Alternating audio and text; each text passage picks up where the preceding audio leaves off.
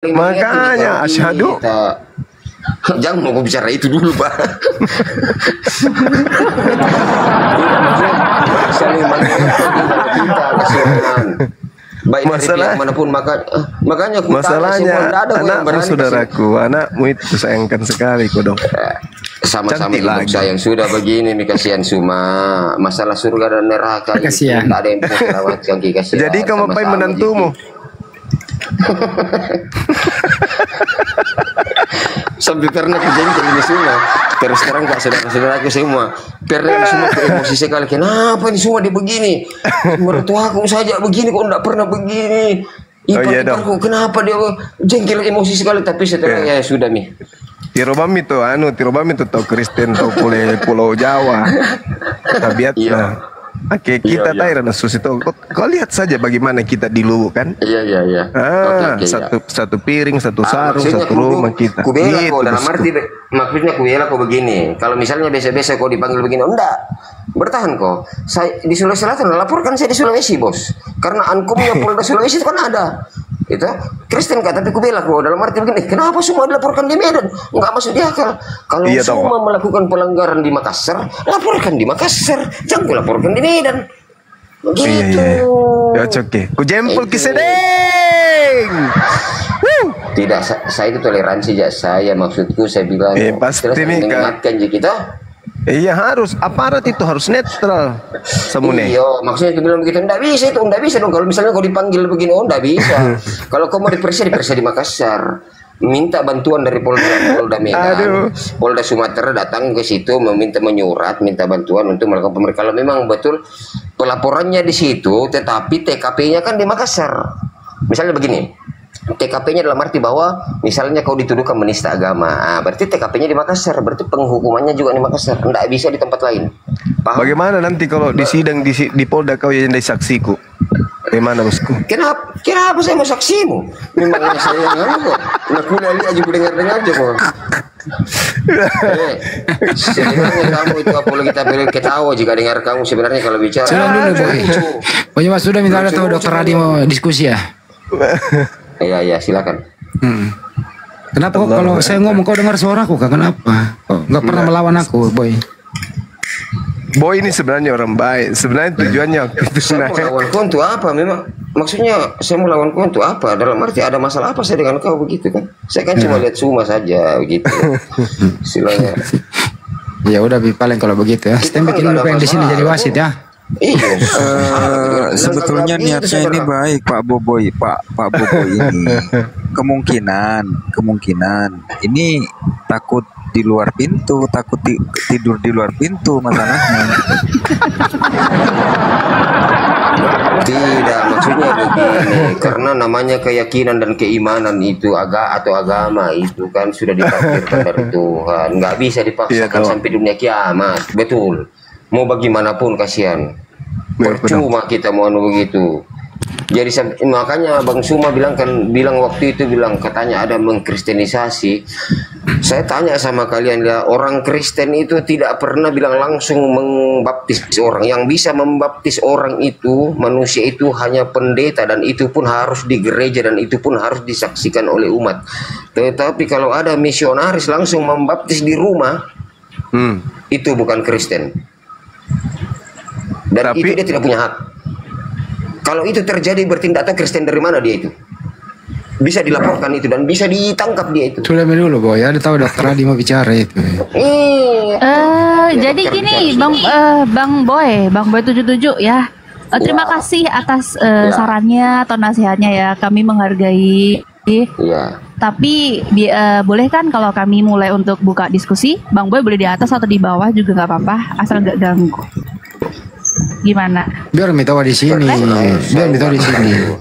Saya cuma mau jaga saya punya saudara ini Suma. Maksudnya begini. Karena ini kita Toraja, saya juga orang Toraja. Kita orang Sanggala. Saya di begitu loh. Kalau kami orang Toraja itu baku jaga Bu. Bisa tanya Bang Suma. Kami orang Toraja itu masalahnya kami punya prinsip itu misalkan ada foto pantan kada di pomate. Bang Suma pasti tahu artinya itu. Jadi makanya itu kami saling menjaga, jangan sampai walaupun dia beragama lain, kami saling melindungi. Begitu. Sudah mi paling harus kita kalau kita ke besok paling kita ke Londa jalan-jalan ya. Sudah mi dulu. Besok kita ke Londa jalan-jalan. Kami saling menjaga, cuma karena beda keyakinan saja sehingga terjadi begini apa sih? Karena saya kan begini, Bang Suma melakukan ini pasti ada alasannya.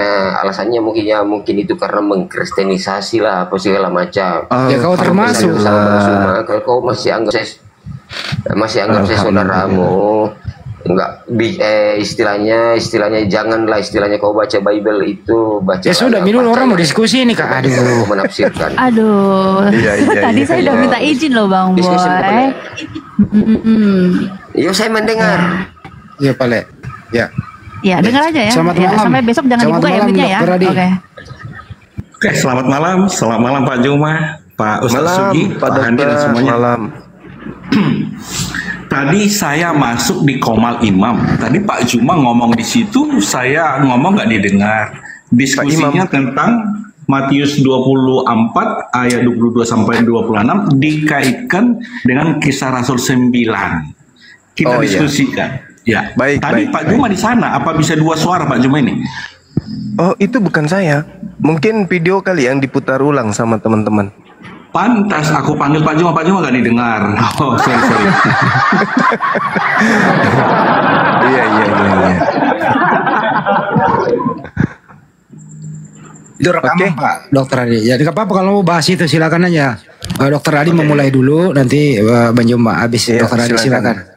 Ya tadi Pak Juma ngomong tadi bahwa Yesus pernah memang berkata di Yohanes 14 ayat 16 akan ada seorang penolong yang lain yang datang. Sementara di Kisah Rasul 9 itu kan Yesus belum datang di situ. Sama dengan Wahyu itu Yesus belum datang. Cuma penglihatan. Kisah Rasul 9 ayat 1 sampai 9 itu penglihatan Saulus. Dan dikuatkan lagi penglihatan Ananias murid Tuhan di ayat 10 sampai 18. Itu belum kedatangan Yesus.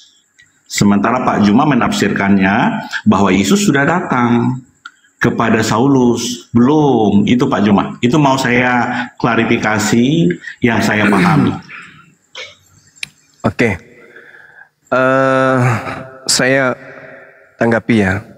Jadi kami sebagai apologet Islam itu muncul kemudian di tengah-tengah saudara-saudara Kristen dan penikmat media sosial. Dalam hal ini diskusi lintas agama, bukan muncul sebagai penyangga akidah atau agama saudara, hanya semata-mata berdasarkan Bible, tidak ada latar belakang. Jadi Kristen datang setelah Yahudi Nasara. Di antara kedua golongan ini kemudian muncul orang zalim. Lalu kemudian berjalan waktu, Kristen lebih dulu muncul Al-Quran, muncul Islam, menceritakan tentang tabiat dan tipikal dan keadaan umat-umat terdahulu termasuk agama Kristen. Sehingga Al-Quran mengatakan apa? A'udzubillahi minasyaitonirrajim. Iyad'una min dunihi illa inatha wa iyad'una illa syaitanan marida. Yang mereka sembah selain Allah tidak lain hanyalah inazan. Apa itu inazan? Sesuatu yang disembah selain daripada pencipta langit dan bumi. Dan mereka tidak lain hanyalah menyembah setan yang terkutuk. Ini Al-Quran. Ini Al-Quran. Nah, untuk membuktikan Al-Quran kemudian, karena Al-Quran bercerita tentang kaum terdahulu, maka kita buktikan yang disembah oleh saudara Kristen yang disebut Allah ini siapa? Kita lihat, Bung, ketika kemudian Al-Quran menceritakan ini, dan kami belajar tentang Bible, Kristen hari ini, sejak kemudian diproklamirkan melalui konsili Yesus itu adalah Tuhan, anak Maria selama 33 tahun, sedikit pun tidak pernah mengajarkan tentang Kristen, tidak pernah mengajarkan makan babi, ibadah minggu, masuk ke gereja, mengkitabkan perjanjian baru, dan tidak pernah sekalipun mengajarkan menuhankan dirinya, menggantikan Elohim yang datang, yang diajarkan melalui Nabi Musa dan seterusnya. Itu dulu. Nah, sehingga pada kesimpulannya adalah ketika kami belajar Bible, uraian dari Al-Quran tadi itu terbukti ternyata saudara Kristen menyembah makhluk yang datang kepada Paulus. Yang saya katakan itu bukan Yesus. Karena menurut malaikat di dalam Kisah Para Rasul 1 nomor 11, Yesus datang kedua kalinya dengan jasadnya.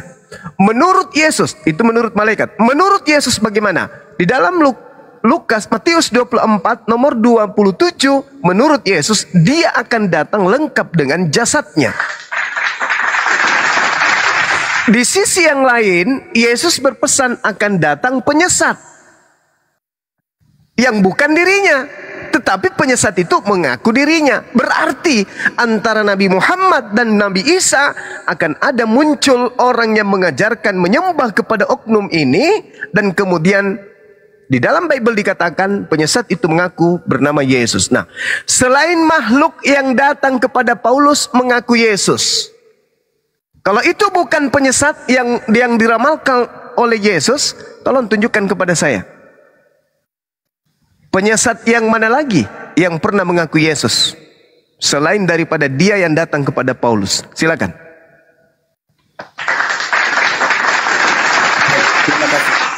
Jadi sebagai apologet mempertahankan iman dengan data-data yang tertulis.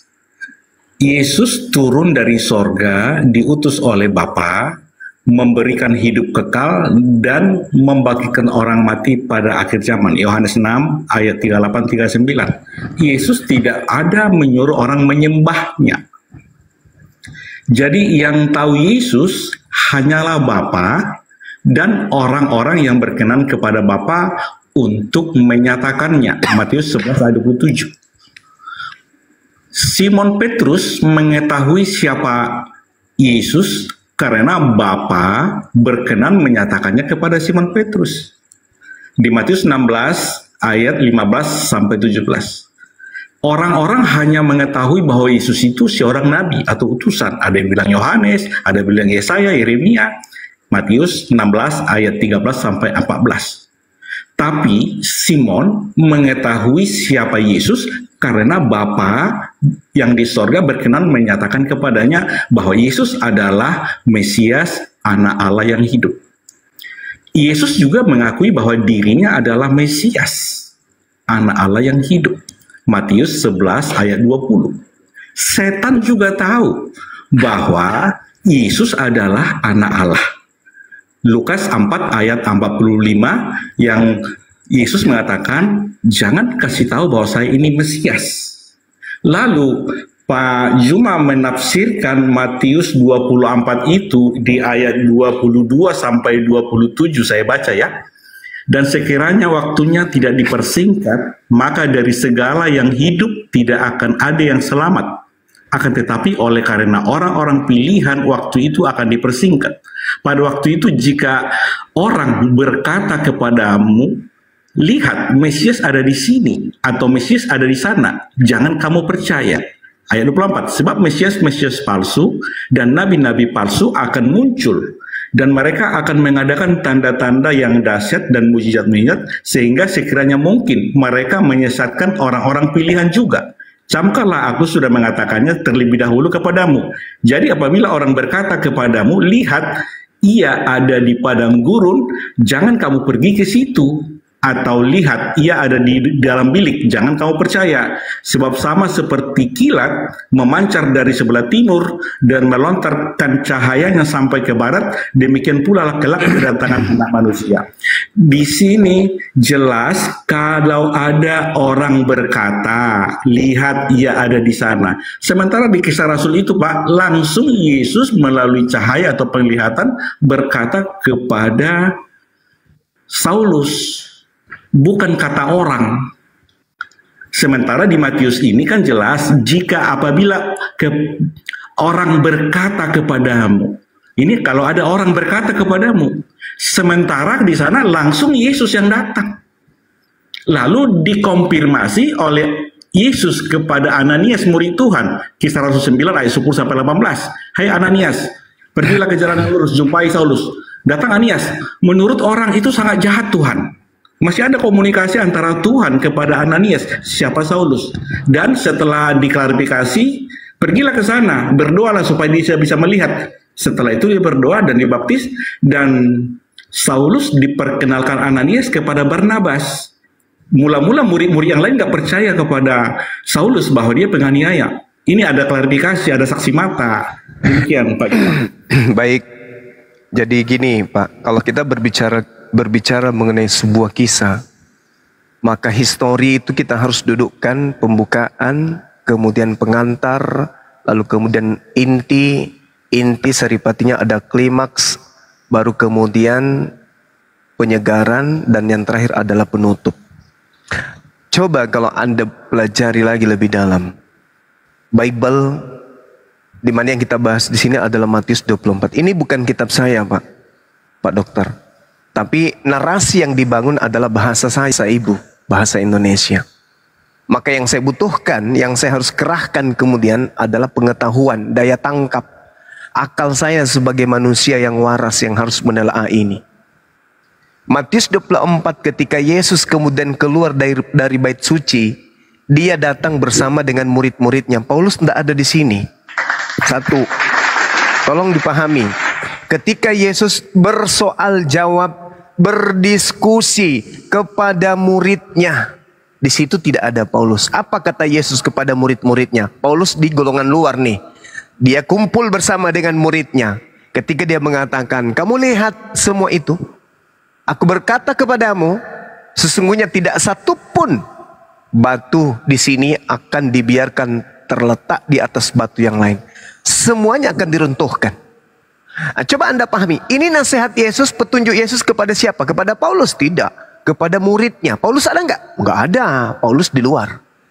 Ketika Yesus duduk kemudian di Bait Zaitun, di Bukit Zaitun, murid-muridnya datang, bercakap-cakap dengan Yesus. Muridnya yang datang. Lalu Yesus menjelaskan, apabila sang pembinasa keji berdiri di tempat kudus. Ini kata Yesus kepada murid, bukan kepada Paulus. Seakan-akan Yesus membisikkan ke kuping mereka, wahai murid-muridku, dengarkan. Apa paman? Kalau ada orang nanti berkata kepada kalian, kalau dia itu bertemu dengan aku di padang gurun, jangan kau percaya ya. Iya paman. Sini lagi, ku bisikin. Kalau ada orang nanti berkata kepadamu dia bertemu aku di dalam bilik, aule, ya, jangan kau percaya ya. Jangan kau pergi ke sana. Baik Tuan, itu kata muridnya. Berjalan waktu Pak Dokter, datang Paulus dari kelompok luar. Tegetek. Ya paman, aku bertemu dengan Yesus di padang gurun loh. Murid-muridnya percaya nggak? Setelah dia dibisikin sama gurunya, jangan kau percaya ya. Ketika ada yang mengaku bertemu dengan aku di padang gurun, kalian jangan percaya. Kutanya dengan Pak Dokter dulu, murid-murid Yesus percaya nggak? Kalau Pak Dokter mengatakan percaya, tunjukkan ke 11 keturunan murid Yesus yang menjadi Kristen hari ini. Secara budaya, sabar sedikit lagi. Secara budaya, secara geografis dan kependudukan, yang menjadi Kristen kalau Anda dari Yahudi adalah mereka yang hidup secara asing di tengah-tengah bangsa asing. Bukan keturunan murid Yesus yang menjadi Kristen, bukan. Kenapa? Karena keturunan ke-11 murid, yang 11 murid ini ketika Paulus datang, wih, murid-murid Yesus, ya paman, aku bertemu dengan guru kalian di padang gurun loh, dalam penjara loh. Apa kata murid Yesus? EGP, emang gue percaya. Saya sudah mendapatkan warisan ajaran dari guruku. Makanya di dalam Galatia 2, Pak Dokter, baca penekanannya di data. Paulus sendiri yang mengaku Petrus yang ditunjuk oleh Yesus sebagai pelanjut tongkat estafet penginjilan, ya, yang kemudian Petrus menjadi tiang tonggak batu karang jemaat pengajaran Yesus setelah Yesus pergi. Apa kata Paulus? Petrus itu diutus untuk orang-orang yang bersunat, untuk orang-orang yang tidak bersunat.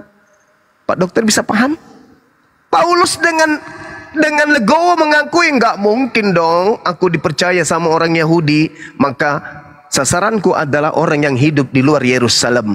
Makanya Yesus mengatakan apa? Celakalah engkau wahai ahli Taurat, celakalah engkau wahai orang munafik, wahai engkau orang Farisi. Engkau keluar menjelajahi daratan, menyeberangi lautan, meninggalkan Yerusalem, mentobatkan orang di luar sana menjadi pengikutmu. Setelah menjadi pengikutmu, kau jadikan menjadi orang neraka dan menjadi 2 kali lebih jahat daripada engkau sendiri. Itu jadi Kristen itu berasal dari Paulus, Petrus, murid-murid Petrus, jemaat Petrus adalah orang-orang yang bersunat.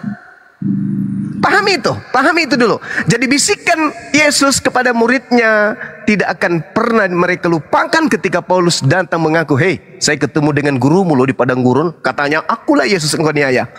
Kata muridnya, sorry lah, manalah mungkin kami percaya. Guru kami sudah membentengi akidah kami dengan mengatakan, sepeninggal aku nanti ada orang yang datang mengaku bertemu dengan aku. Jangan kau percaya, sebab Matius 24 nomor 27, kedatanganku yang kedua kalinya nanti ditandai dengan adanya cahaya yang bersinar dari timur sampai ke barat. Itu tanda kedatanganku wahai murid-muridku. Murid bilang apa? Baik paman. Makanya orang Yahudi sampai hari ini nggak Kristen, Pak, karena mereka nggak percaya Paulus. Maaf lada nih, orang Jawa bilang. Maaf, silakan Pak Dokter. Baik, jadi di Matius 24 yang Pak Juma baca tadi, ketika Yesus duduk di Bukit Zaitun, datanglah murid-muridnya kepadanya untuk bercakap-cakap sendirian dengan dia. Kata mereka, katakanlah kepada kami, bila manakah itu akan terjadi, apakah tanda kedatanganmu dan tanda kesudahan dunia? Jawab Yesus kepada mereka, waspadalah supaya jangan ada orang yang menyesatkan kamu. Sebab banyak orang akan datang memakai namaku dan berkata, akulah Mesias. Dan mereka akan menyesatkan banyak. Jadi ini Yesus hanya datang kepada Saulus melalui penglihatan. Dikonfirmasi oleh Tuhan kepada Ananias, murid Tuhan. Lalu ketika perintah Tuhan itu diikuti oleh Ananias menegur, hai Saulus, saudaraku, Yesus yang berbicara kepadamu. Saya bacakan datanya. Silakan Pak Dokter. Kisah Rasul 9 ayat 10. Iya, seirama kisah 9 ayat 10. Didam Tuhan kepadanya dalam suatu penglihatan. Ananias, jawabnya, ini aku Tuhan. Firman Tuhan, mari pergilah ke jalan yang bernama Jalan Lurus dan carilah di rumah Yudas seorang dari Tarsus yang bernama Saulus. Ia sekarang berdoa. Dan dalam suatu penglihatan, Saulus melihat bahwa seorang yang bernama Ananias masuk ke dalam dan menumpahkan tangannya ke atasnya supaya Saulus dapat melihat lagi. Ayat 13. Jawab Ananias, Tuhan, dari banyak orang telah kudengar tentang itu, betapa banyaknya kejahatan yang dilakukannya terhadap orang-orang kudusmu di Yerusalem. Dan ia datang kemari dengan kuasa penuh dari imam-imam kepala untuk menangkap semua orang yang memanggil namamu. Tetapi firman Tuhan kepadanya, pergilah, sebab orang ini adalah alat pilihan bagiku untuk memberitakan namaku kepada bangsa-bangsa lain, serta raja-raja dan orang-orang Israel. Aku sendiri akan menunjukkan kepadanya betapa banyak penderitaan yang harus ia tanggung oleh karena namaku. Lalu pergilah Ananias ke situ dan masuk ke rumah itu. Ia menumpangkan tangannya ke atas Saulus. Katanya, Saulus saudaraku, Tuhan Yesus yang telah menampakkan diri kepadamu di jalan yang engkau lalui telah menyuruh aku kepadamu supaya engkau dapat melihat lagi dan penuh dengan Roh Kudus. Dan seketika itu juga seolah-olah selaput gugur dari matanya sehingga ia dapat melihat lagi. Ia bangun lalu dibaptis. Dan setelah ia makan, pulihlah kekuatannya. Babak kedua Pak Juma, saya lanjutkan lagi di ayat 19. Saulus tinggal beberapa hari bersama murid di Damsyik. Ketika itu juga ia memberitakan Yesus di rumah-rumah ibadat dan mengatakan bahwa Yesus adalah anak Allah. Semua orang yang mendengarkan hal itu heran berkata, bukankah dia, ini orang Yerusalem, mau membinasakan barang siapa yang memanggil nama Yesus ini? Dan bukankah ia datang ke sini dengan maksud untuk menangkap dan membawa mereka ke kepala? Akan tetapi Saulus semakin besar pengaruhnya dan ia membingungkan orang-orang Yahudi yang tinggal di Damsyik, karena ia membuktikan bahwa Yesus adalah Mesias. Beberapa hari kemudian orang Yahudi merundingkan suatu rencana untuk membunuh Saulus. Tetapi maksud jahat itu diketahui oleh Saulus. Siang malam orang-orang Yahudi mengawal semua pintu gerbang kota supaya dapat membunuh dia. Sungguh pun demikian, pada suatu malam murid-muridnya mengambilnya dan menurunkannya dari atas tembok dan dalam sebuah keranjang. Setibanya di Yerusalem, Saulus mencoba menggabungkan diri dengan para murid-murid. Tetapi semuanya takut kepadanya karena mereka tidak dapat percaya bahwa ia juga seorang murid. Tetapi Barnabas menerima dia dan membawanya kepada rasul-rasul dan menceritakan kepada mereka bagaimana Saulus melihat Tuhan di tengah jalan dan bahwa Tuhan berbicara dengan dia dan bagaimana keberaniannya mengajar di Damsyik dan nama Yesus. Dan Saulus tetap bersama-sama dengan mereka di Yerusalem dan dengan keberanian mengajar dalam nama Tuhan. Ia juga berbicara dan bersoal jawab dengan orang-orang Yahudi yang berbahasa Yunani. Tetapi mereka berusaha membunuh dia. Akan tetapi setelah hal itu diketahui oleh saudara-saudara anggota jemaat, mereka membawa dia ke Kaisaria dan dari situ membantu dia ke Tarsus. Selama waktu jemaat di seluruh Yudea, Galilea dan Samaria berada dalam damai. Jemaat itu dibangun dan hidup dalam takut akan Tuhan. Jumlah makin bertambah besar dan pertolongan penghiburan Roh Kudus. Dan yang saya sampaikan kepada Pak Juma, ketika di Kisah Rasul 9 ayat 1-9 penglihatan Saulus dengan Yesus. Di Kisah Rasul 10 ayat Kisah Rasul 9 ayat 10 sampai 18 penglihatan Ananias. Tuhan berbicara melalui penglihatan. Firman Tuhan kepada Ananias bahwa Saulus itu adalah alat pilihan bagi Tuhan untuk memberitakan nama Tuhan kepada bangsa-bangsa lain, kepada raja-raja dan orang-orang Israel. Lalu setelah Ananias menampakkan tangan kepada Saulus, Saulus bisa melihat dan dia dibaptis, lalu dia membawanya kepada Yerusalem, mempertemukan dengan rasul-rasul lain. Rasul-rasul itu mulanya nggak percaya, tapi Barnabas menerimanya. Setelah dipertemukan, baru murid-murid itu menerima bahwa Saulus adalah murid Tuhan juga. Jadi Kristen itu, Pak Juma, adalah orang-orang Yahudi yang Yesus sebagai Mesias. Ada 120 orang di Kisah Rasul 1:15 orang Yahudi yang percaya kepada Yesus. Ada juga 3.000 orang yang dibaptis oleh Petrus di Kisah Rasul 2 ayat 41. Ada juga 5.000 orang di Kisah Rasul 4 ayat 4 yang percaya kepada Yesus. Semua orang Yahudi. Jadi yang 120 orang, yang 105, yang 3.000 dan 5.000 itu orang Yahudi semua percaya kepada Yesus atas pemberitaan dari 11 murid itu, melarikan diri dari Yerusalem ke Yudea dan Samaria. Kisah Rasul 8 ayat 1. Ada juga yang melarikan ke Venesia, Siprus dan kota Antioquia. Kisah Rasul 11 ayat 19 sampai 26. Di kota Antioquia itulah yang 120 tambah 3.000 tambah 5.000 itu, dari situ disebut jemaat dari Yerusalem melarikan ke Antioquia untuk pertama kali disebut Kristen. Jadi Kisah Rasul 11 ayat 22, jemaat Yerusalem mengutus Barnabas untuk pergi ke kota Antioquia mengunjungi jemaat yang melarikan diri dari Yerusalem. Dan Barnabas mengundang Saulus ke Tarsus, membawa ke kota Antioquia. Jadi sebelum Barnabas dan Saulus ke kota Antioquia, sudah ada orang Yahudi yang percaya kepada Yesus. Itulah cikal bakal Kristen. Tidak ada hubungan Saulus dengan Kristen yang ada di kota Antioquia. Demikian Pak Juma. Oke, baik. Baik, saya kembali membaca dalil Qur'annya supaya kita selalu selaras, bukan berpihak hanya sebelah. Lagi-lagi saya mengatakan wa iyad'una illa syaitanam marida. Yang mereka sembah hanyalah setan yang terkutuk. Nah sekarang begini, Pak Dokter. Mohon maaf nih. Percayakah Pak Dokter ketika Yesus berkata akan datang penyesat dengan memakai nama Yesus? Di dalam Lukas 21 nomor 8. Waspadalah kepada penyesat yang datang kepadamu dengan menggunakan namaku. Dan berkata, akulah dia. Jangan kamu percaya. Apakah Pak Dokter percaya bahwa penyesat akan datang dengan memakai nama Yesus? Itu nasihat Yesus kepada murid-muridnya. Waspadalah supaya kamu jangan disesatkan. Sebab banyak orang akan datang dengan memakai namaku. Tuh. Jangan kamu sampai disesatkan. Disesatkan oleh siapa? Planao atau planos. Siapa planos ini? Iblis, penyesat, penipu, pembohong. Waspadalah, akan datang pendusta-pendusta.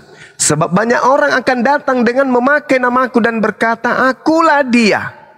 Berarti penyesat ini mengaku Yesus. Saatnya sudah dekat. Berarti saat Yesus tidak terlalu lama setelah terangkat ke langit. Apa kata Yesus kepada muridnya? Jangan kamu percaya. Nah sekarang apakah Pak Dokter percaya adanya penyesat yang muncul dengan mengaku Yesus? Kalau Pak Dokter percaya kepada Yesus, harusnya Anda percaya. Nah kalau Anda percaya, harus Anda tunjuk siapa yang pernah mengaku bertemu dengan Yesus. Kalau Lukas ada orang 1 ayat 28 bukan itu isinya Pak Juma. Ulang Lukas nomor 8-nya. Nomor 8. Nah, kalau Anda percaya kepada Yesus, berarti Anda harus mengakui dong. Setelah Yesus terangkat, muncul penyesat-penyesat dengan menggunakan nama Yesus. Penyesat kalau dalam hitungan saya nih, yang pertama yang datang kepada Ananias, itu bukan Yesus. Yang kedua, penyesat yang datang kepada Paulus, itu juga bukan Yesus. Siapa yang bisa membuktikan kalau itu Yesus? Yang ketiga, penyesat yang datang ngaku Yesus yang datang di Pulau Patmos, itu juga bukan Yesus. Makanya Yesus di dalam Matius 24 dia katakan apa? Jadi apabila kamu melihat pembinasa keji berdiri di tempat kudus, seperti yang difirmankan oleh Nabi Daniel. Apa firman Nabi Daniel? Datang penyesat dengan memutarbalikkan perkataan Tuhan, membantah perkataan yang maha tinggi, lalu kemudian merubah hukum. Dia mengatakan hukum yang datang di Nabi Musa itu adalah sampah. Kita nggak usah terlalu jauh. Nah sekarang kata Yesus, apabila orang yang mengaku Yesus palsu itu datang, dia akan bersamaan dengan nabi palsu. Coba lihat di data nomor 24-nya. Sebab Yesus palsu dan nabi-nabi palsu, berarti Yesus palsu dan nabi palsu akan datang bersama, akan muncul kata Yesus, dan mereka, nabi palsu dan Yesus palsu, akan mengadakan tanda-tanda yang dahsyat dan mujizat-mujizat, sehingga sekiranya mungkin mereka menyesatkan orang-orang pilihan juga. Ingat, ketika Paulus melakukan mukjizat di tengah-tengah orang non-Yahudi, Paulus kemudian dianggap sebagai dewa Hermes. Kenapa? Karena saking saktinya mukjizat Paulus. Sabar. Kemudian pada saat itu kata Yesus, ada orang berkata, lihat ada Yesus di sini, atau Yesus ada di sana. Jangan kamu percaya. Siapa yang pernah mengaku bertemu dengan Yesus di padang gurun? Paulus. Mengaku bertemu dengan Yesus di dalam bilik? Paulus. Apakah muridnya percaya? Enggak. Murid-murid Yesus tidak percaya dengan uraian Paulus. Enggak percaya. Apa buktinya enggak percaya? Coba Anda baca di dalam Kisah Para Rasul 21 nomor 15 sampai nomor 26. Apa yang terjadi di sana? Paulus setelah mengajarkan ajaran Kristen, dia masuk kembali ke Yerusalem. Ketika sampai ke Yerusalem, apa yang dilakukan Paulus? Bertaubat dari mengajarkan ajaran Kristen. Bahkan Paulus mentahirkan dirinya dan melakukan persembahan sebagaimana Nabi Musa melakukan persembahan kurban. Jadi, kalau Anda 21 nomor 8, Yesus berkata, waspadalah kepada penyesat yang datang kepadamu dengan memakai namaku dan berkata akulah dia, janganlah engkau percaya. Waktunya sudah dekat, jangan engkau percaya. Nah sekarang saya mau tanya nih kepada Pak Dokter. Percaya tidak Pak Dokter akan nasihat Yesus ini kepada muridnya? Wahai muridku, waspadalah kepada penyesat yang datang kepadamu dengan memakai namaku dan berkata akulah dia. Waktunya sudah dekat, jangan kau percaya. Kalau Anda percaya, tolong tunjukkan. Penyesat yang datang mengaku Yesus itu datang kepada siapa? Kalau ini tidak tergenapi, berarti Yesus pembohong. Kalau ini tergenapi, penyesat yang mengaku Yesus ini datang kepada siapa? Silakan. Ya, penyesat itu yang nggak paham Bible tapi ngajarin Bible. Lukas. Gimana Pak? Ada yang mau ngomong? Silakan. Penyesat itu yang nggak paham Bible tapi ngajarin Bible. Sebentar, saya Pak, tidak ngajarin, saya bertanya. Sebentar, jadi izinkan kami bicara dulu Pak ya. Nanti kalau sudah selesai Bapak boleh ngomong. Lukas 21 ayat 8, Pak Juma saya baca ulang. Jawabnya, waspadalah supaya kamu jangan disesatkan. Sebab banyak akan datang dengan memakai namaku dan berkata, akulah dia. Dan saatnya sudah dekat, jangan kamu mengikuti mereka. Jadi di sini kan banyak orang yang mengaku bahwa ada Mesias kepada murid-murid Yesus. Di konteks Kisah Rasul itu, hanya Yesus yang datang kepada Saulus lewat penglihatan, diklarifikasi dengan Ananias. Setelah Ananias diperintahkan, hai Saulus saudaraku, Yesus yang berbicara kepadamu telah juga berbicara kepadaku. Dan dia menampakkan tangan, dia bisa melihat, dan dia dibaptis, dan diperkenalkan kepada rasul-rasul ke Yerusalem. Dan Paulus tidak pernah mengaku dia Mesias. Lalu saat ini di Korea, sudah ada yang mengaku Mesias, wujudnya perempuan. Gereja Tuhan namanya Pak, ya Gereja Tuhan di Cina, bahwa Mesias itu sudah datang dalam wujud perempuan. Dia ngaku Mesias, itu nubuatannya Pak. Lalu tentang pemahaman Pak Juma, ya Pak Juma kan memahami firman Alkitab Bible dengan memahami pemahaman sendiri dikaitkan dengan Al-Quran. Jadi dalam konteks Lukas 21:8 itu jelas kalau banyak orang yang mengaku bahwa dia Mesias. Sementara di Kisah Rasul itu bukan banyak orang. Lalu banyak orang mengaku itu kepada murid-murid. Sementara Yesus datang bukan kepada murid, justru kepada penganiaya. Dan kalau ada dibilang sampah, ketika Saulus belajar kepada orang-orang Farisi, Yesus berkata bahwa orang-orang Farisi iblislah jadi bapaknya. Yohanes 8 ayat 44. Iblis jadi bapaknya artinya orang-orang Farisi menerima ajaran iblis. Jadi karena dia menerima ajaran iblis, kerjanya menganiaya dan membunuh pengikut Yesus. Maka ajaran Farisi, ajaran iblis yang diterima Saulus selama ini itu dianggap sampah. Demikian Pak Juma. Oke, baik.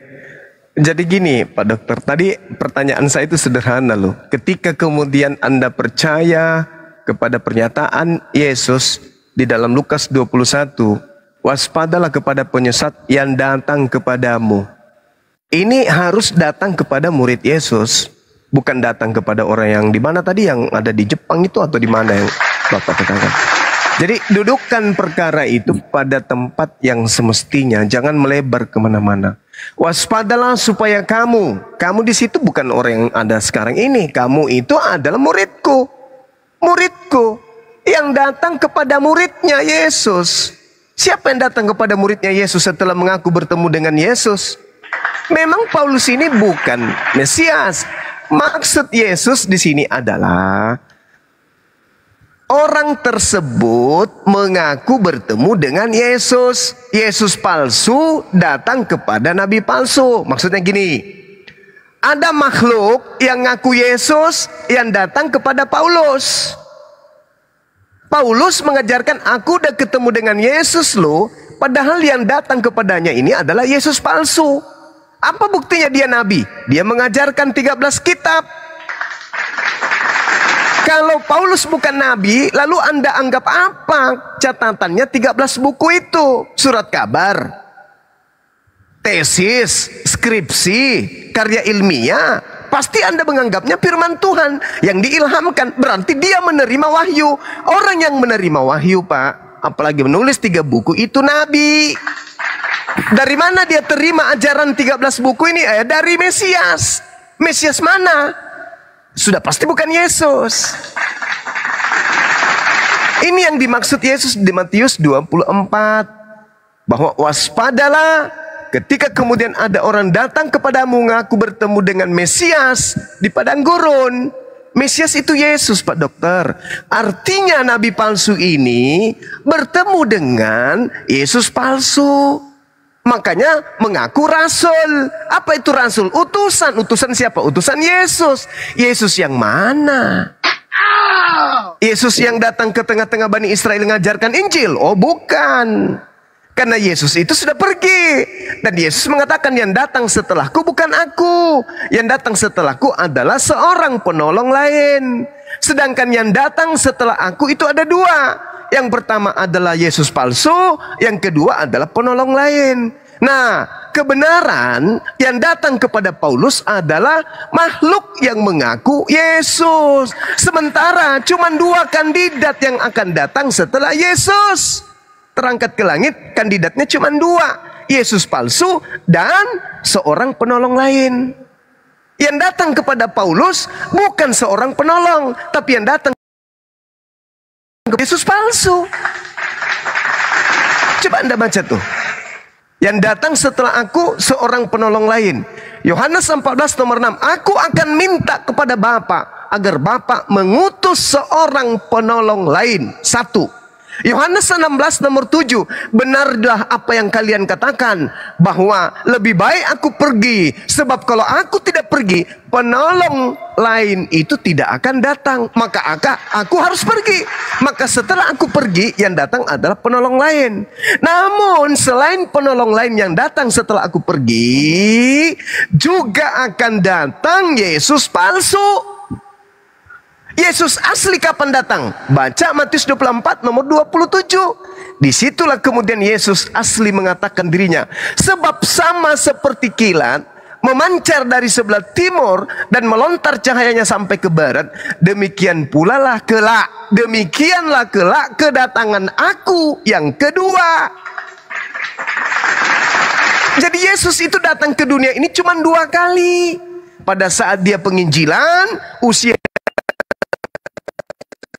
dari lahir sampai usia 33. Dan yang kedua nanti setelah detik-detik kiamat. Belum sekarang Pak Dokter, belum. Jadi yang datang kepada Ananias, yang datang kepada yang di Pulau Patmos, itu Yesus palsu, itu Mesias palsu, bertentangan. Karena kalian mengajarkan ajaran Yesus palsu. Apa buktinya? Coba Anda lihat di Matius 7.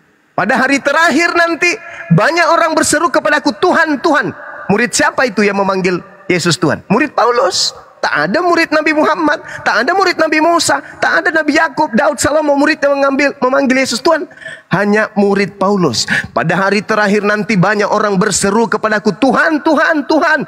Bukankah kami bernubuat pakai namamu Yesus? Bukankah kami mengusir setan, bermujizat pakai namamu Yesus? Pada hari itulah aku Yesus berterus terang kepadanya, enyahlah daripadaku, kalian semua adalah pembuat kejahatan. Wa idza husiran nasu kanu lahum a'da wa kanu bi ibadatihim kafirin. Pada hari apabila manusia dikumpulkan, sesembahan mereka itu menjadi musuh bagi mereka, dan apa yang mereka sembah mengingkari pemujaan yang mereka lakukan kepadanya. Ini yang terjadi.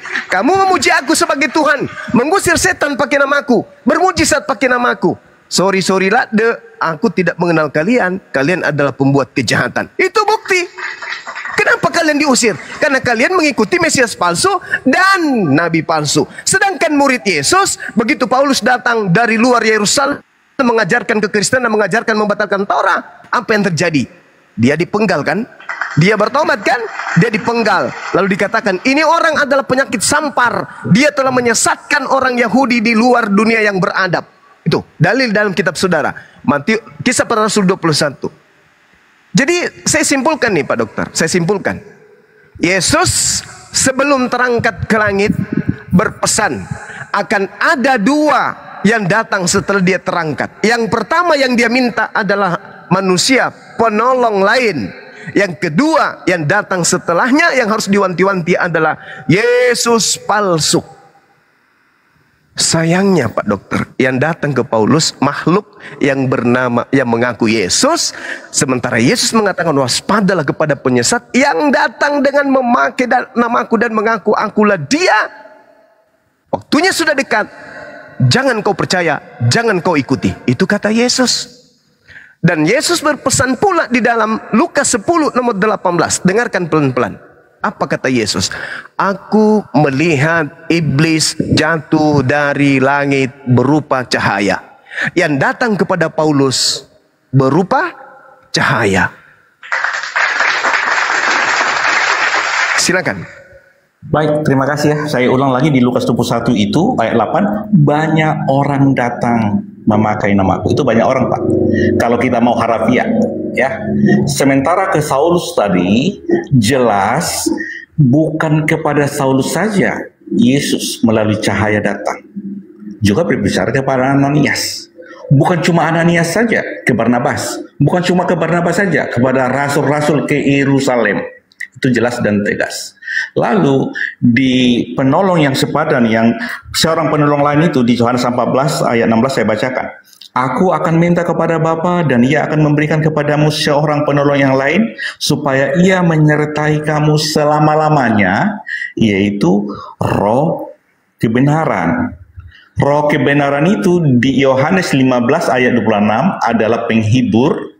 Penghibur itu di Yohanes 14 ayat 26 adalah Roh Kudus. Ya, jadi kalau Pak Juma tadi di Matius 24 itu bahwa seperti kilat datang, tetapi di Kisah Rasul itu ayat 1 sampai Kisah Rasul 1 ayat 9 sampai 11 itu sesudah ia mengatakan demikian terangkanlah ia disaksikan mereka dan awan menutupnya dari pandangan mereka.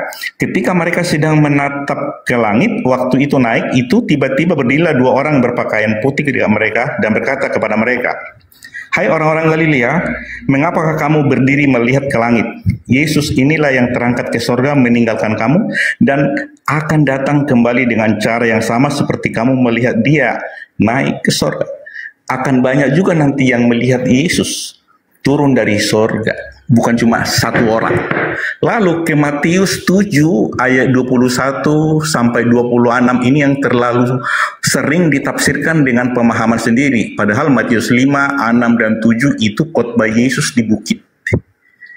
Di Matius 7 ayat 21 sampai 26, bukan orang yang berseru Tuhan, Tuhan yang datang berseru Tuhan kepada Yesus akan masuk surga, melainkan yang melakukan kehendak Bapa. Keyakinan ini ditujukan kepada orang-orang Farisi, bukan orang Kristen, karena orang Kristen belum ada di situ.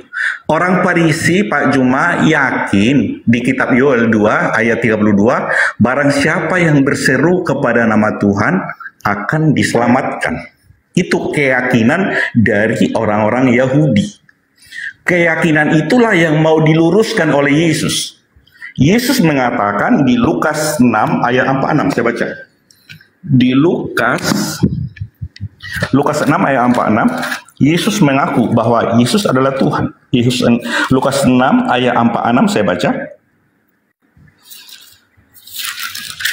Lukas 6 ayat 46. Mengapa kamu berseru kepadaku Tuhan, Tuhan, padahal kamu tidak melakukan apa yang aku katakan?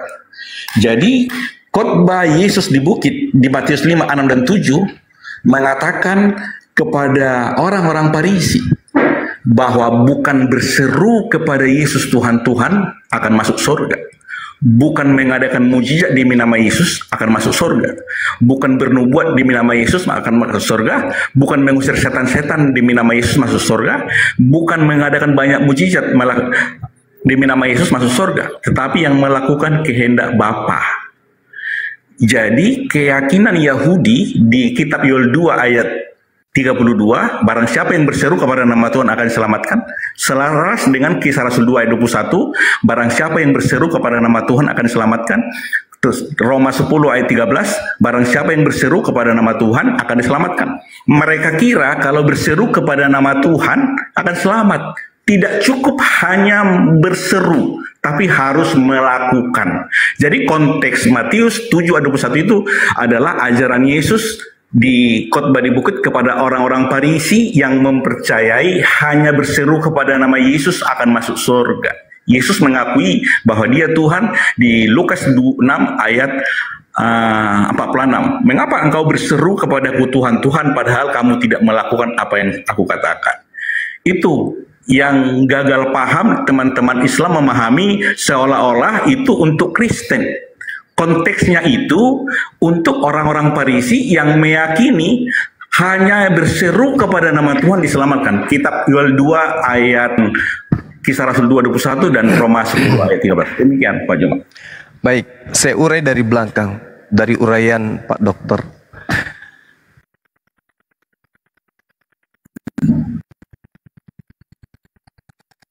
Jadi yang selamat itu yang melakukan kehendak Bapakku yang ada di surga. Satu hal untaian ilmu yang harus kita pahami. Kehendak Bapa yang ada di surga adalah Taurat atau kitab Tanak atau perjanjian lama. Itu kehendak Bapa. Kehendak Bapa adalah perjanjian lama. Sedangkan perjanjian baru adalah kehendak Paulus dan kawan-kawan. Siapa bilang perjanjian baru itu kehendak Bapa? Tak ada dalil. Pakai Kehendak ayat Bapa. cuma pakai ayat, ngomong tuh pakai ayat. Kehendak Bapa itu adalah perjanjian lama. Kitab para nabi, Tanak, Mazmur, itu kehendak Bapa. Makanya Yesus mengatakan, tidak setiap orang yang memanggil aku Tuhan, sebenarnya itu adalah plesetan. Plesetan Lembaga Bible Indonesia. Tak ajarin pada saudara. Ada dua kelompok di masa lalu, masa Yesus penginjilan, yang memanggil dirinya sebagai Tuhan. Yang pertama muridnya. Yang kedua adalah orang di luar daripada muridnya. Semuanya memanggil Yesus Tuhan. Kurios. Kurios. Tuhan Yesus. Tuhan Yesus. Apa kabar Tuhan Yesus?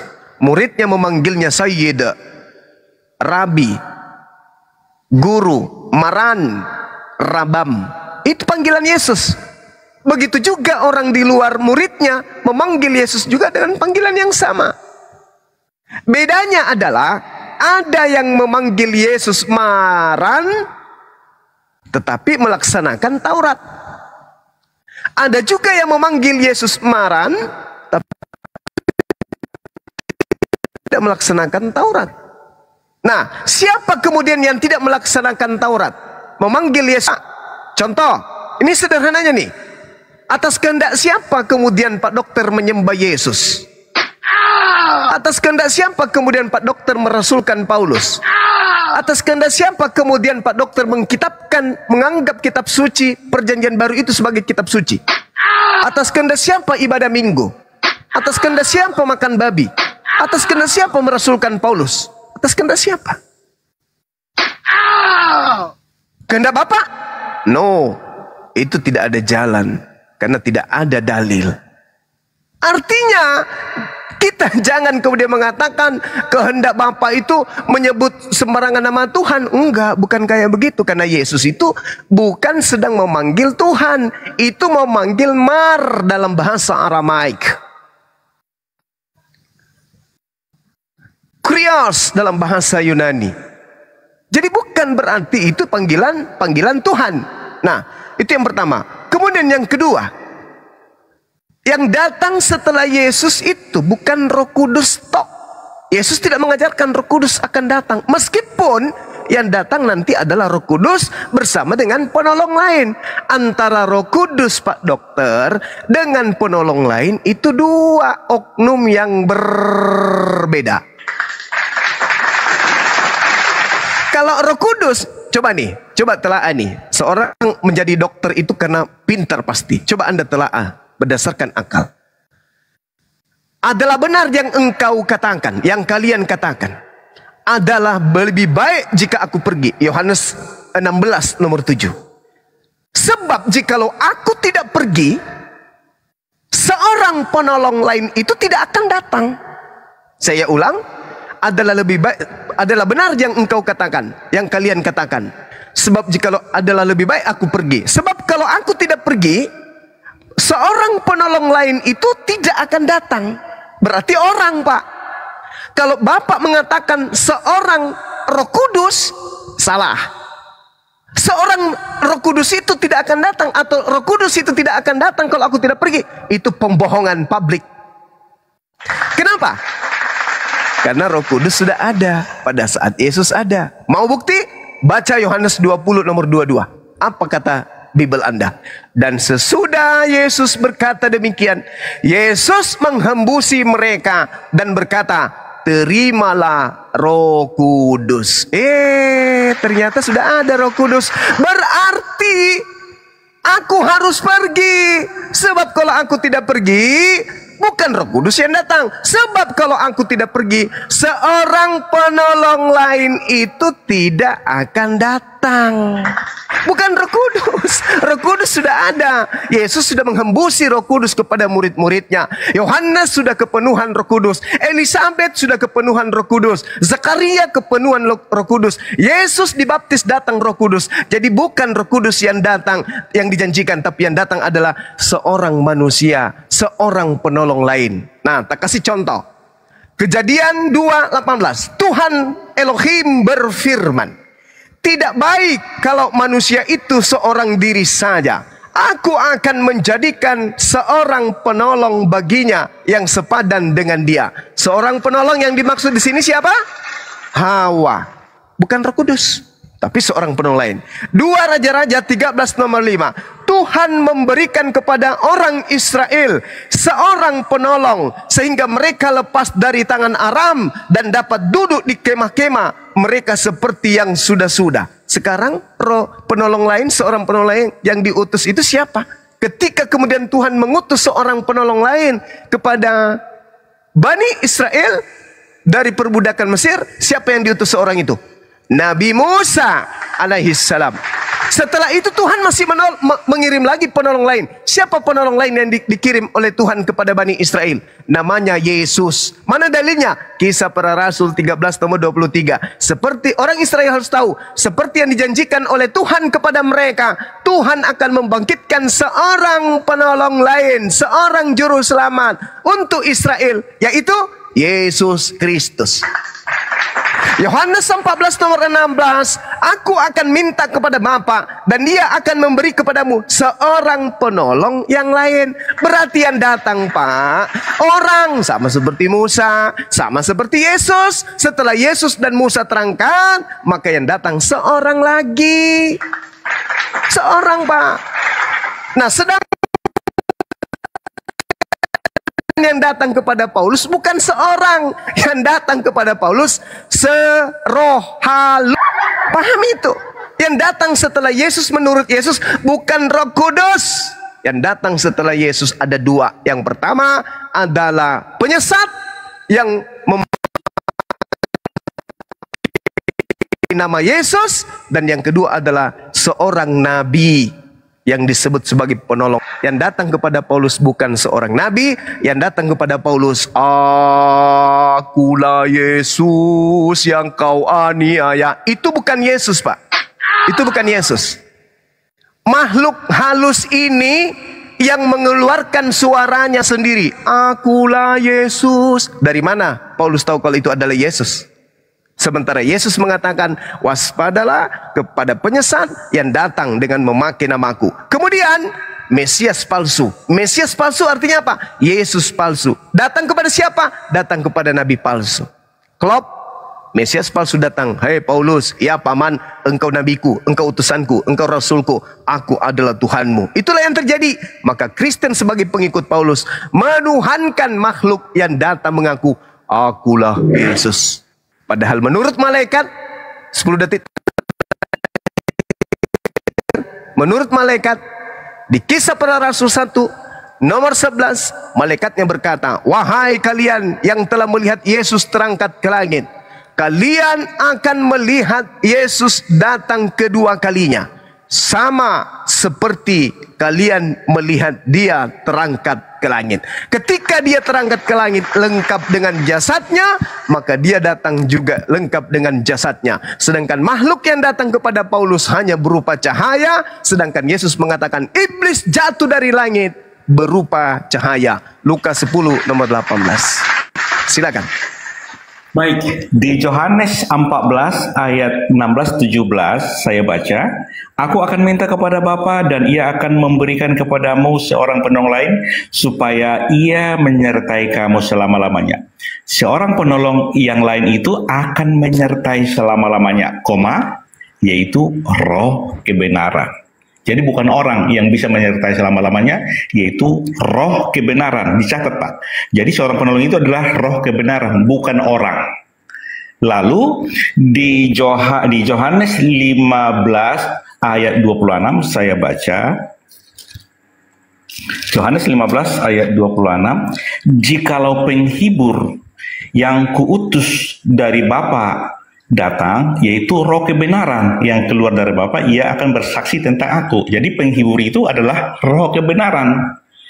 Lalu di Yohanes 14 ayat 26 bahwa penghibur yaitu Roh Kudus yang diutus oleh Bapa dalam namaku, dialah yang mengajarkan segala sesuatu kepadamu dan akan mengingatkan kamu akan semua yang telah kukatakan.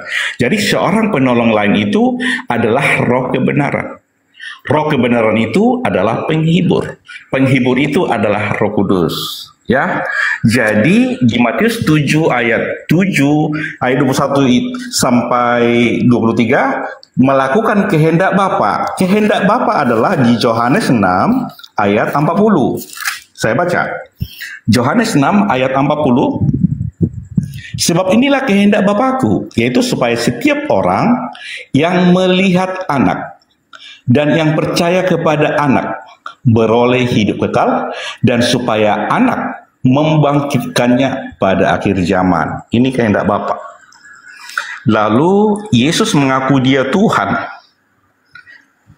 Mengapa engkau berseru kepadaku Tuhan, Tuhan, padahal engkau tidak melakukan apa yang katakan? Terjemahan Tuhan, baik. Di Yesaya 43 ayat 11, Tuhan itu juru selamat.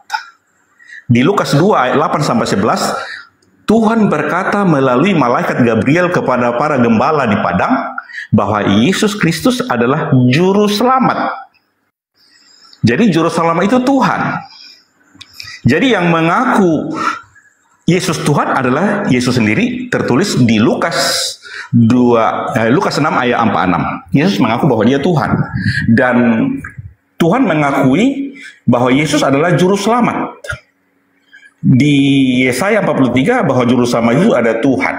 Itu Pak. Jadi tentang kisah Rasul tadi saya udah final bahwa Yesus melalui penglihatan berbicara kepada Saulus.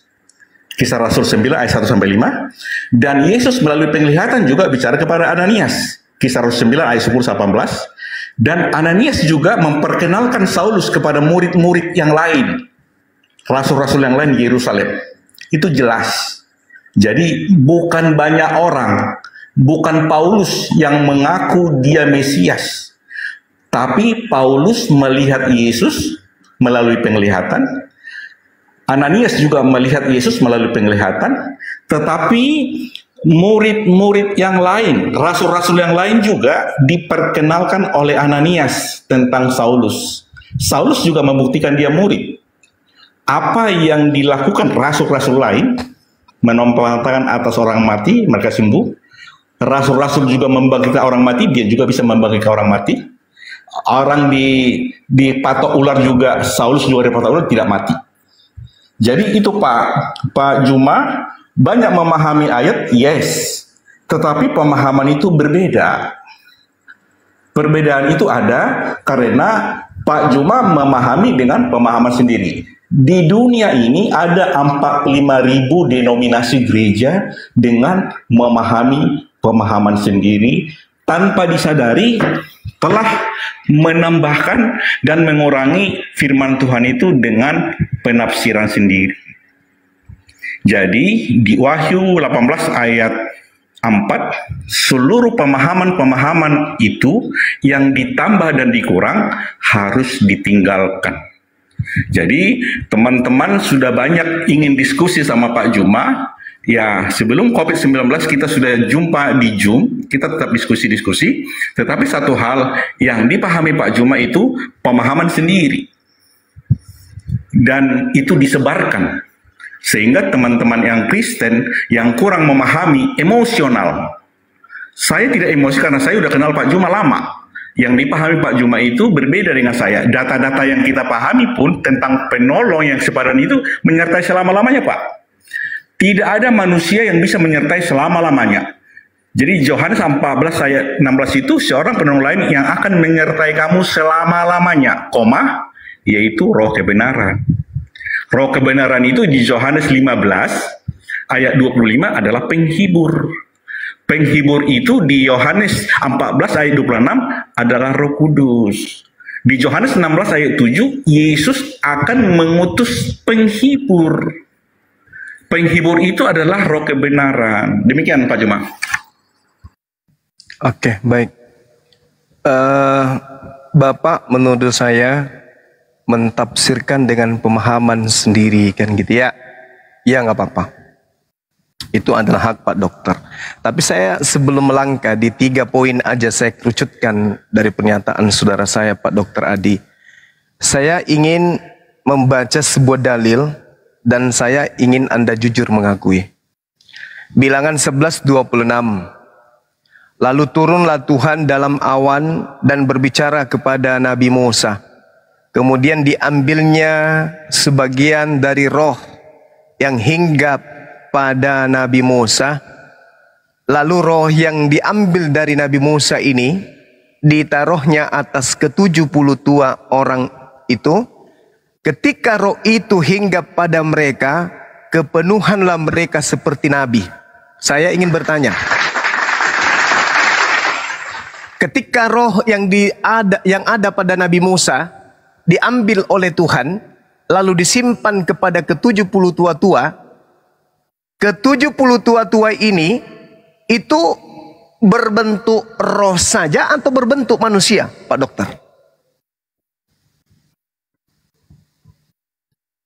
Rohnya Nabi Musa diberikan kepada 70 orang. Yang tadinya bukan Nabi, ketika roh yang Nabi Musa dipindahkan ke 70 orang itu, yang tadinya bukan Nabi, berubah menjadi Nabi. Sebab ada roh kebenaran di dalamnya. Coba. Berarti roh kebenaran ini Nabi. Roh dari Tuhan yang diberikan kepada seseorang. Apa buktinya? Bilangan 11:26. Saya bacakan nomor 20, nomor 29 dari bilangan 11. Tetapi Musa berkata kepadanya, apakah engkau begitu giat mendukung diriku? Sekiranya seluruh umat Tuhan menjadi nabi, oleh karena Tuhan memberi rohnya hinggap kepada mereka. Jadi yang disebut Roh Kudus yang datang setelah Yesus itu, roh kebenaran maksud saya, itu adalah nabi, Pak. Bukan roh, nabi. Nabi. Baca Nehemia 9 nomor 30. Silakan Anda buka Bible, baca Nehemia 9 nomor 30. Semua yang ada di bawah, yang ada di YouTube, buka sekarang. Apa itu roh kebenaran? Namun bertahun-tahun lamanya engkau melanjutkan sabarmu terhadap mereka. Dengan rohmu engkau memperingatkan mereka. Dengan rohmu. Dengan rohmu engkau memperingatkan mereka. Yakni, maksudnya apa dengan rohmu ini? Maksud daripada dengan rohmu adalah dengan perantaraan para nabimu. Jadi roh kebenaran itu sama dengan nabi, Pak. Bukan setan, bukan hantu. Ya, mudah-mudahan Pak Dokter bisa menggunakan akal sehatnya dengan baik. Jadi yang disebut roh kebenaran itu adalah seorang nabi. Seorang nabi yang dituntun oleh roh kebenaran. Musa hinggapi roh Tuhan. roh Tuhan yang datang kepada Nabi Musa diambil sebagian lalu diletakkan kepada ke-70 tua-tua. Apa yang terjadi? Ke-70 tua-tua itu seketika nampak seperti Nabi. Coba, Al-Quran saya mengatakan ini, Pak. Bismillahirrahmanirrahim. Wa kadzalika auhayna ilaika ruhan. Demikianlah kami wahyukan kepadamu wahai Nabi Muhammad, ruh. Kebenarannya di mana? Allah mengatakan apa? Wa anzalna ilaikal kitaba bil haqqa. Ruh yang adalah Nabi Muhammad membawa kebenaran. Kami wahyukan kitab Al-Quran kepadamu wahai Nabi Muhammad dengan membawa kebenaran, sama dengan Nabi Muhammad membawa kebenaran. Nah, sekarang Anda mengatakan roh itu menemani selama-lamanya. Yes, alhamdulillah. Umat Islam ketika datang ajaran Nabi Muhammad, Nabi kami boleh meninggalkan dunia, tapi roh kebenarannya tidak meninggalkan kami. Apa itu? Al-Quranul Karim.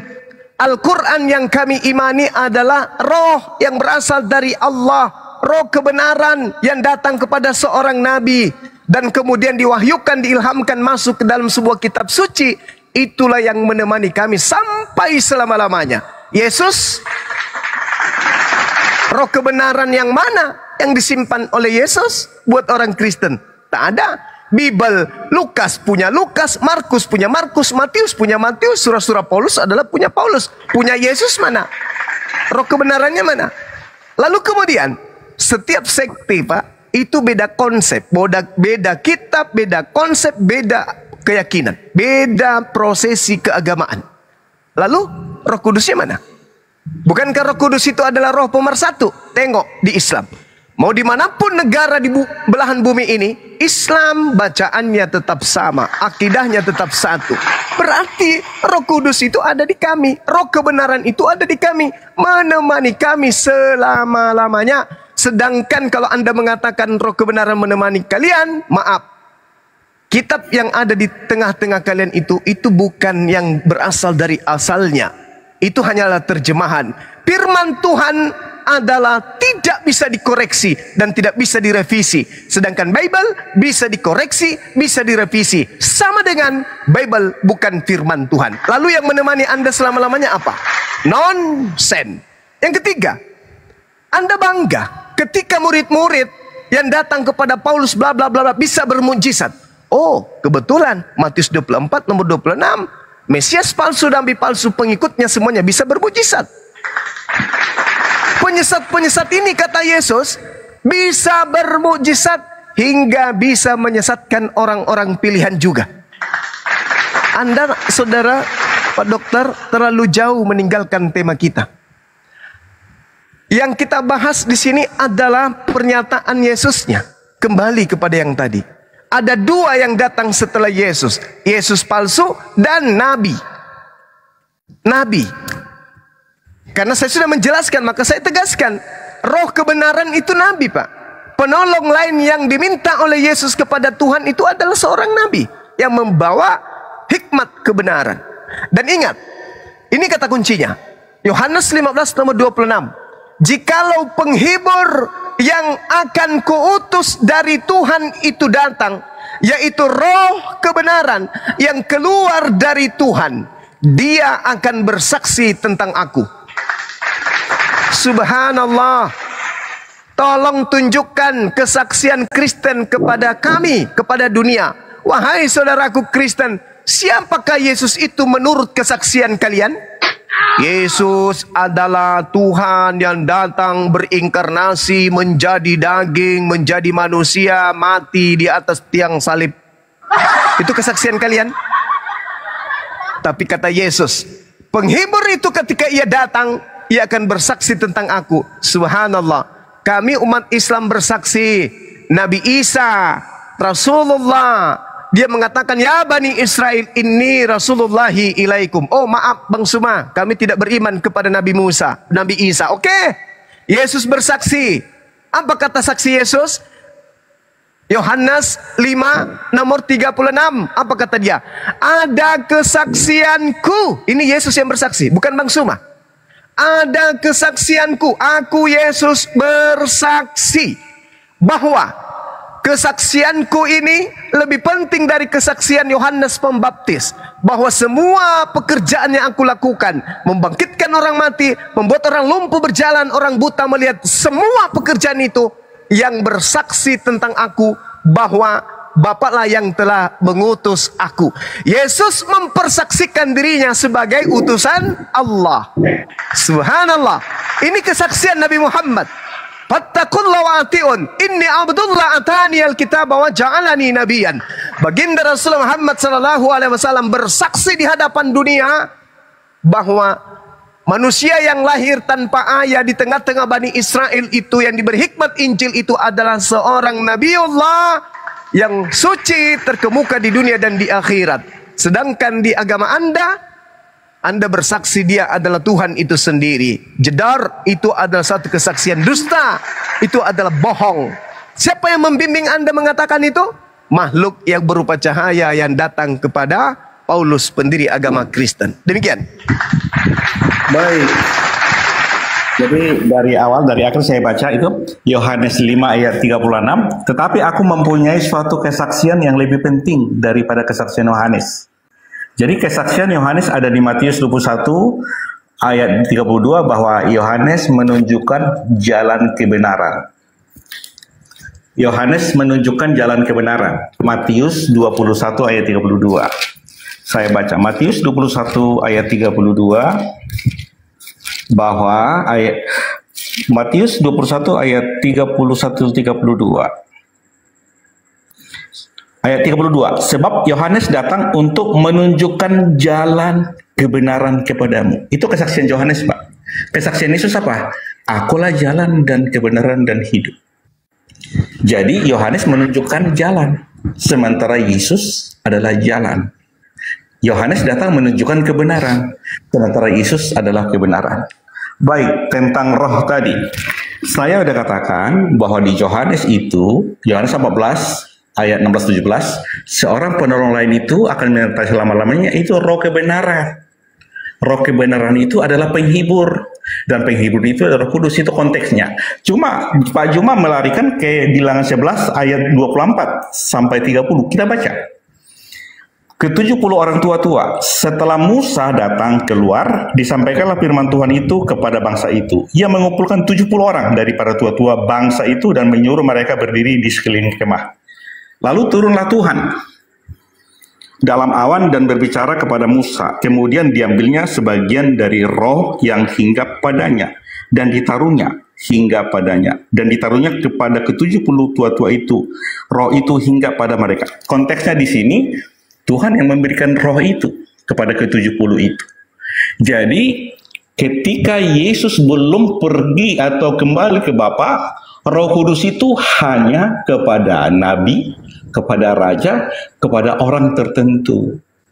Tetapi setelah Yesus naik ke surga kembali ke Bapa, Roh Kudus itu penuh kepada setiap orang yang percaya, yang dilahirkan kembali mendapat Roh Kudus. Nggak harus imam, nggak harus nabi, nggak harus rasul. Setiap yang percaya mendapat Roh Kudus. Kejadian 2 ayat 7, Allah menghembuskan napas kehidupan. Di Yohanes 20 ayat 21, Yesus menghembuskan Roh Kudus kepada murid-murid. Jadi Bapa atau Bapa yang menciptakan langit dan bumi, yang menciptakan Adam, menghembuskan napas kehidupan, Yesus juga menghembuskan. Makanya aku dan Bapa satu. Bapa menghembuskan napas kehidupan, Yesus juga. Bapa mengutus nabi-nabi, Yesus juga. Bapa mengutus malaikat, Yesus juga. Bapa membangkitkan dan menghidupkan orang mati, Yesus juga. Bapa memberi hidup kekal, Yesus juga. Jadi Bapa adalah roh yang menciptakan langit dan bumi yang tidak kelihatan, tetapi Yesus adalah gambar wujud Bapa. Ibrani 1 ayat 3, Kolose 1 ayat 15, Yohanes 12 ayat 45, yang melihat Yesus telah melihat Bapa. Karena Yesus dan Bapa satu. Yesus itu gambar Bapa. Pak Juma itu punya gambar. Gambar Juma saya bisa lihat, tapi Pak Juma tidak. Kalau saya melihat gambar Pak Juma, berarti saya sudah melihat Pak Juma. Kolose 2:9 bahwa Yesus adalah tubuh jasmania Bapa. Jadi roh itu bekerja dalam daging. Pada kedatangan Yesus yang pertama, roh itu bekerja dalam daging Yesus. Pada kedatangan pertama, iblis adalah roh bekerja di dalam daging orang-orang Farisi. Jadi Yesus mengajarkan yang disampaikan Bapa yang adalah roh. Daging Yesus inilah mediumnya roh Bapa. Dan ahli-ahli Farisi adalah mediumnya iblis. Maka orang-orang Farisi lah yang mengajarkan ajaran iblis. Jadi ini Pak Juma di Yohanes 14, 15, 16 tentang roh. Seorang penolong itu ada roh kebenaran. Roh kebenaran itu adalah penghibur. Penghibur adalah Roh Kudus. Tapi Pak Juma menyampaikan kebilangan dan Yeremia itu beda konteks. Makanya aku bilang Pak Juma memahami dengan pemahaman Pak Juma dan dikaitkan dengan Al-Quran. Ya gitu kan? Nah, di sini miss-nya. Jadi Pak Juma silakan pahami konteks per konteks. Silakan Pak Juma, ini udah jam 12, mohon maaf Pak Juma. Silakan Pak Juma ngomong baru kita keluar. Baik. Jadi gini Pak Dokter, saya hanya ingin di ending diskusi kita ini satu pertanyaan. Menurut Yesus nih, sebelum terangkat ke langit, yang datang setelahnya Yesus atau penolong lain? Menurut Pak Dokter?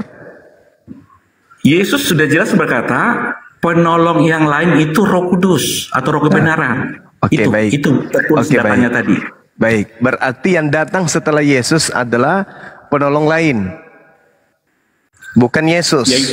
Yaitu Roh kebenaran atau penghibur atau Roh Kudus. Itu Pak. Bukan Roh Kudus, Roh kebenaran aja. Yesus nggak pernah mengatakan Roh Kudus. Jangan ada tambahin. Di Yohanes 15 ayat 26, penghibur adalah Roh kebenaran, Pak. Iya, Roh kebenaran. Saya sudah katakan. Jadi Roh bukan kebenaran Roh Kudus. yang di Yohanes 15 ayat 26 adalah Roh kebenaran yang ada di Yohanes 14 ayat 17. Beda Roh kebenaran dengan Roh Kudus, Pak. Bedakan itu. Yang Yesus janjikan adalah Roh kebenaran. Kalau Roh Kudus itu sudah ada. Coba Anda baca di dalam Yohanes 20 yang 22 tadi itu. Yesus menghembusi mereka Roh Kudus. Elisabet penuh Roh Kudus. Yahya penuh Roh Kudus. Yohanes Pembaptis penuh Roh Kudus. Jadi jangan bawa Roh Kudus lagi. Roh Kudus sudah ada. Sementara Yesus mengatakan roh kebenaran itu tidak akan datang kalau aku tidak pergi. Berarti yang mau pergi ini bukan Roh Kudus lagi. Roh Kudus sudah ada. Nah sekarang pertanyaan saya, menurut Yesus yang datang setelah Yesus terangkat ke langit, Yesus atau Roh kebenaran? Saya jawab. Di perjanjian lama Roh Kudus ada hanya pada orang tertentu. Bisa ke nabi, bisa ke imam atau raja atau orang yang dikehendaki. Tidak semua orang. Di perjanjian baru juga ditulis Maria bisa, Zakaria bisa, Yohanes Pembaptis bisa, tapi hanya tertentu saja. Sementara di perjanjian baru setiap yang menerimanya diberi kuasa. Itu bedanya. Berarti banyak orang. Berarti Roh Kudus sudah ada.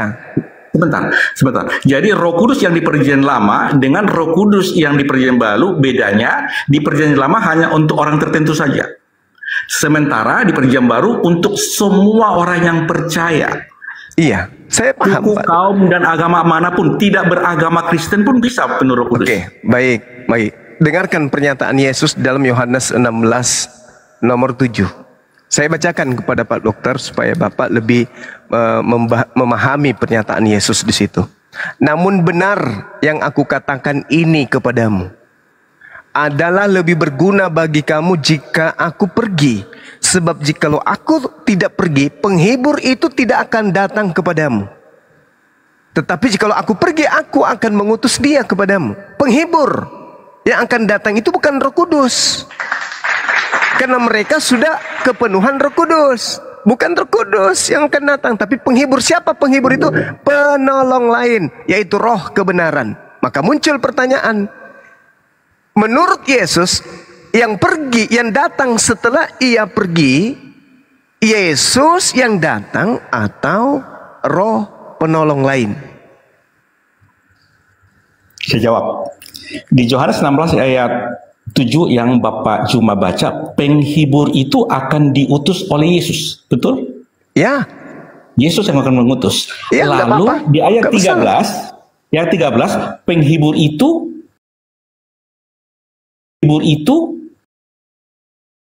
di ayat Yohanes 15 ayat 26 saya baca, Roh kebenaran juga, Pak. Roh kebenaran. Tetapi firman, sebentar, jikalau penghibur yang kuutus datang dari Bapa, yaitu Roh kebenaran. Roh kebenaran. Itu Roh kebenaran, Pak. Ya. Roh kebenaran. Jadi, bukan Roh Kudus. Yohanes 14 ayat 26 saya baca, Yohanes 14 ayat 26. Apa? Tetapi penghibur yaitu Roh Kudus. Roh kebenaran. Pak. Penghibur yaitu Roh Kudus. Betul. Yohanes 14 ayat 26. Saya katakan, nah nomor 14-nya itu yang diminta Roh Kudus atau Roh kebenaran? Roh kebenaran itu adalah penghibur, adalah Roh Kudus, Pak. Salah, bukan begitu cara memahaminya, Pak Dokter. Mohon maaf nih, bukan saya so tahu nih. Tapi kalau Anda membaca, dengarkan Pak. Yohanes 14 nomor 16 yang diminta, aku akan minta kepada Bapak seorang penolong orang, Pak. Iya. Bukan Roh Kudus. Tapi orang itu akan menyertai kamu selama-lamanya, yaitu Roh kebenaran. Ya, Roh kebenaran itu maksudnya apa? Al-Quran. Orang tadi, seorang penolong tadi. Bukan. Anda keliru. Makanya saya membacakan data-data dari perjanjian lama. Yang disebut Roh kebenaran itu adalah Nabi. Yang disebut Roh itu adalah manusia. Kebenaran itu adalah firman. Jadi yang menemani selama-lamanya adalah firman Tuhan, kalamullah. Nah sekarang bukan di situ intinya. Intinya sebelum kita tutup, menurut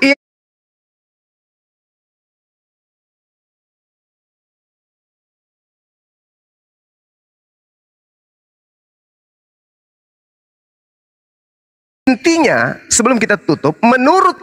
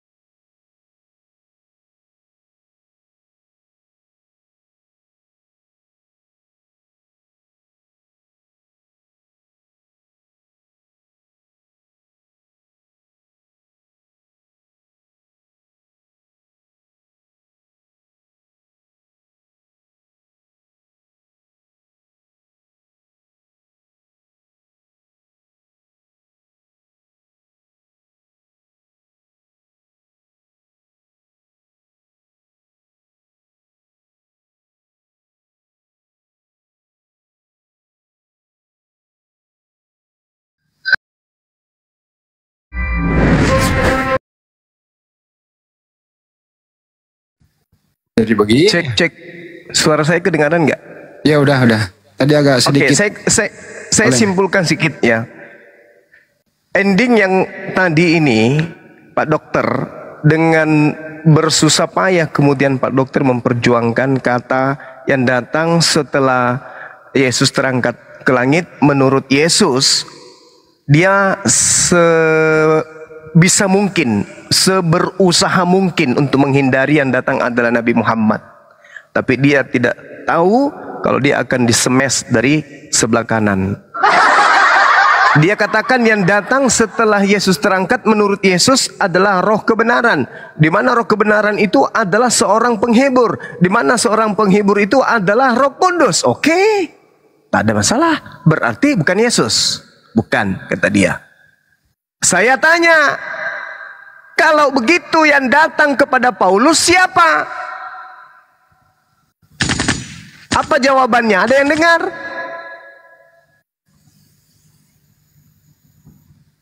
Ada yang dengar jawabannya tadi? Ketika saya tanya, yang datang setelah Yesus menurut Yesus adalah Yesus sendiri atau roh penghibur, seorang penolong lain?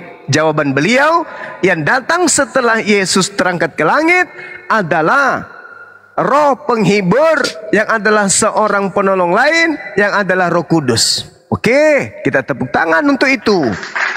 Berarti yang datang setelah Yesus menurut Yesus adalah roh kebenaran. Nah, sekarang pertanyaannya, yang datang kepada Paulus siapa? Ada yang dengar jawabannya tadi? Siapa yang datang kepada Paulus? Yesus katanya. Yesus katanya. Nah, padahal Yesus mengatakan yang datang setelahku bukan aku. Yang datang setelahku ada dua. Yang pertama adalah roh kebenaran. Yang kedua adalah Yesus palsu. Yang datang kepada Paulus sama dengan? Ya palsu.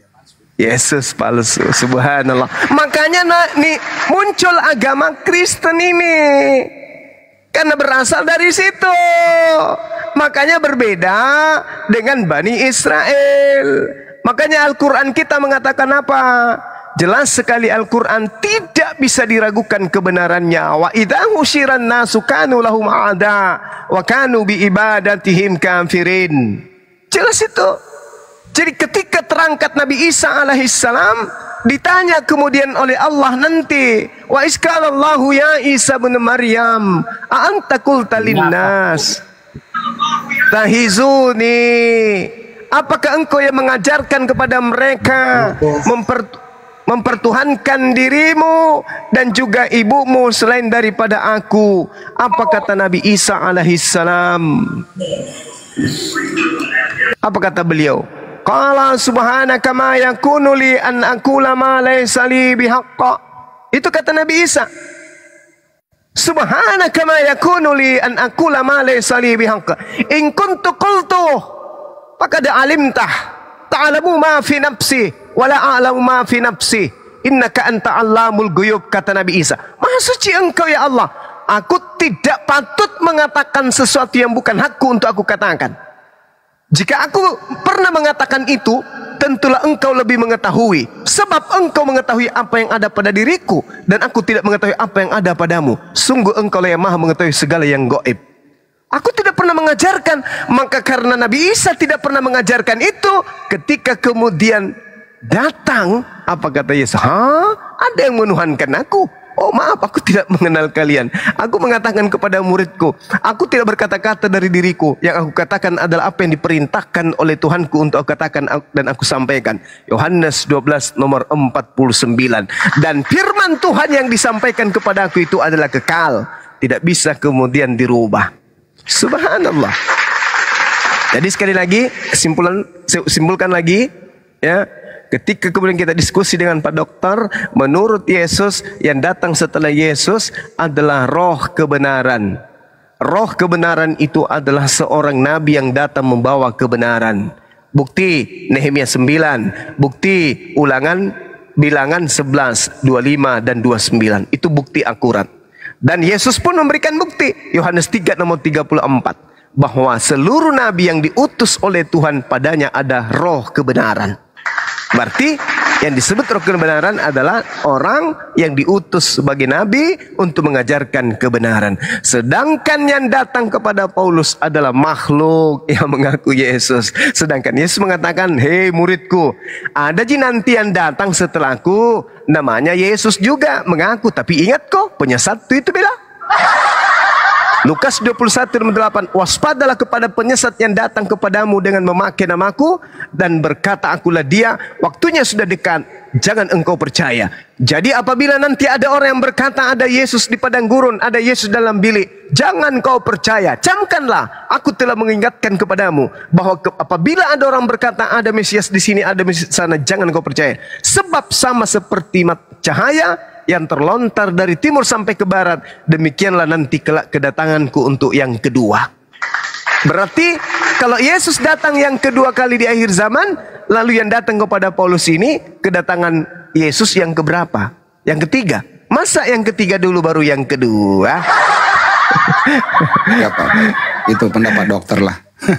Ya, saya kira begitu teman-teman sekalian. Terima kasih banyak atas kebersamaan antum semuanya, dan di tengah-tengah kita ada saudara kita Boy yang sudah menyimak diskusi ini dengan baik. Sebagai keamanan di sini, kalau ada yang nakal langsung dicambuk pakai rotan. Demikian dari saya bikin kopi dulu, rehat dulu sejenak. Lumayan lama, 1,5 jam ya kurang lebih kita diskusi dengan baik dengan Pak Dokter. Nah, diskusi-diskusi kayak beginilah yang kita butuhkan, bukan yang menghujat, menista, muncul-muncul di sini. Apa kau semua?